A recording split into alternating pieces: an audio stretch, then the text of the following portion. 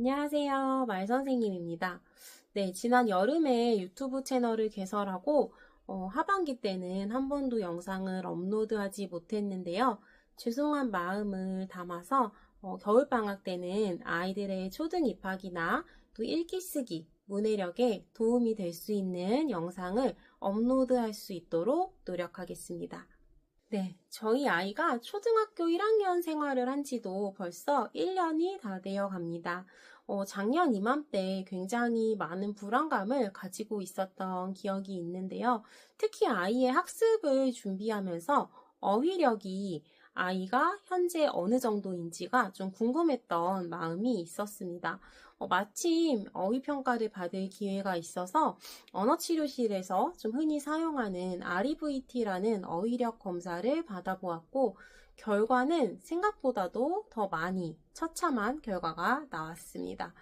저는 나름 15년차 언어 재활사였고, 그리고 부모교육 시간에 부모님들께 아이의 문해력을 촉진시킬 수 있는 그림책 육아 방법을 안내해드리고 있었는데, 내 아이의 어휘평가 결과가 생각보다도 훨씬 더 낮게 나왔다는 부분에 있어서 조금 좌절스러운 마음이 들었던 것으로 기억이 납니다. 물론 어휘력 검사가 아이의 현재 언어 능력을 완전히 다 대표하지는 않을 수 있지만, 그래도 이 어휘력 평가 결과를 통해서 지금 분명히 개선해야 될 부분이 있구나라는 점은 분명했는데요.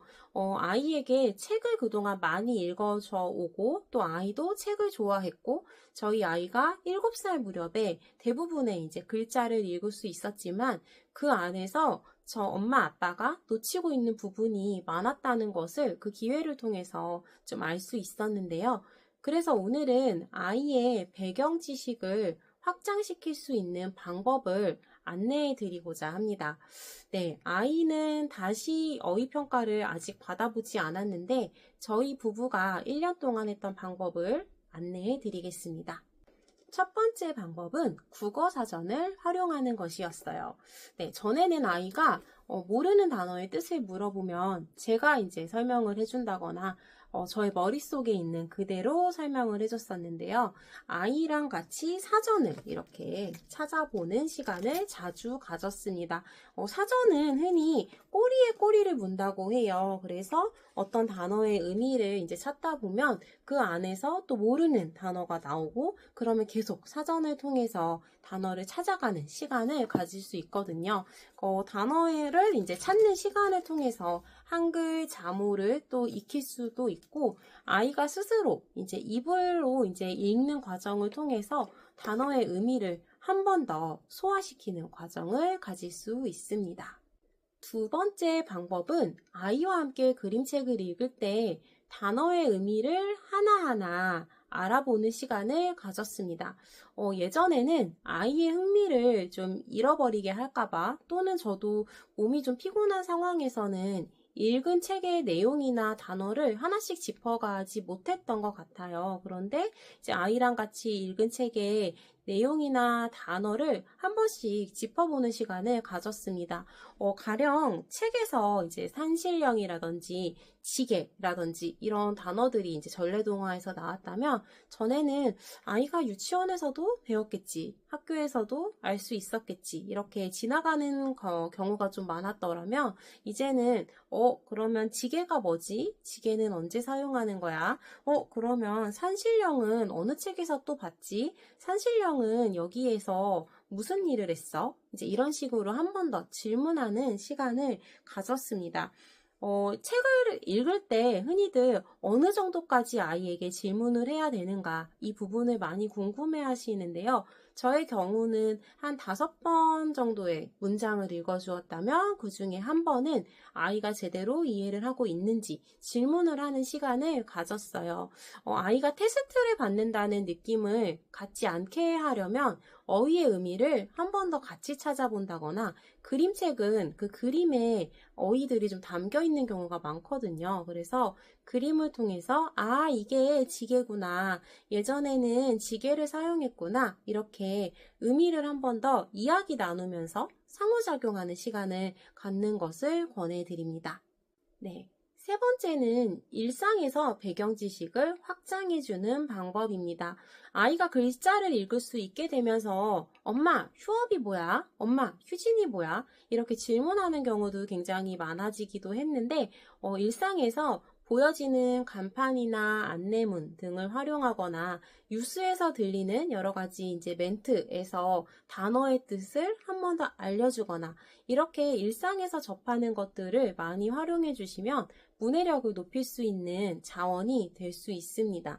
예를 들어서 폭염이나 가뭄과 같은 경우는 뉴스에 나올 때 이렇게 땅이 갈라지는 모습이 나오기도 하고 폭염으로 인해서 굉장히 힘들어하는 모습이 나오기도 하는데요. 그럴 때에 이제 그 단어의 의미를 알려주는 시간을 가질 수 있고 한 번 알려주고 나서 그냥 지나가기보다는 폭염에 대해서 알았다면 지금 폭염이라서 날씨가 너무 더워 이렇게 그 상황이 되었을 때에 한 번 더 그 단어를 활용해 주시는 것이 너무나 중요합니다.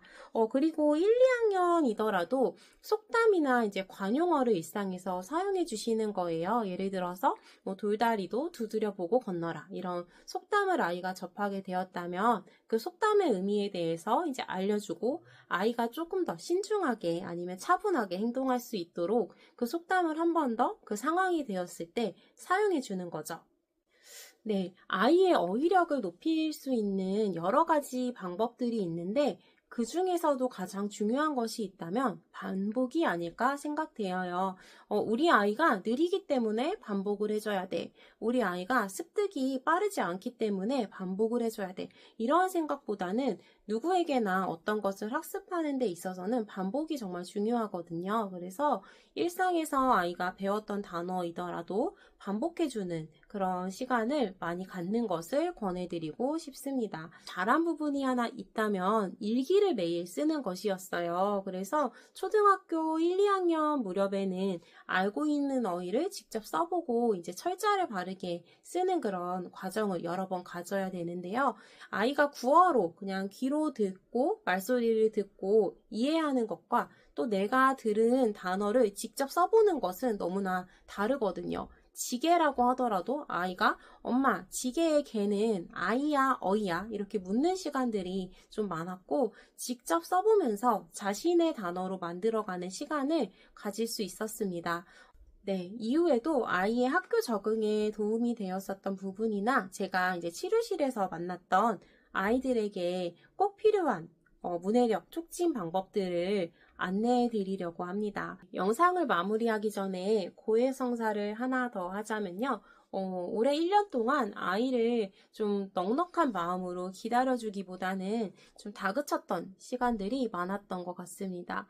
여러 번 반복해서 알려줬는데 아이가 그 다음에 또 단어의 뜻을 알지 못하거나 특히 맞춤법에서 실수를 했을 때 저도 모르게 이제 아이를 다그치게 되더라고요. 네, 한 가지 분명한 것은 아이도 분명 그 단어를 이해하기 위해서 또 그 단어를 바르게 쓰기 위해서 굉장히 많이 노력을 했다는 거예요. 올해 이제 하반기가 또 얼마 남지 않았는데요. 올 겨울 또 12월과 1월, 2월은 아이를 조금 더 격려하고 또 아이가 노력하는 과정을 지지해 주면서 아이가 얼마나 이전보다 더 성장했는지 이 부분에 더 관심을 갖고 저와 함께 다음 학기를 준비하는 시간을 가졌으면 좋겠습니다. 원하는 주제의 콘텐츠가 있으시다면 아래 댓글로 언제든지 남겨주세요. 감사합니다.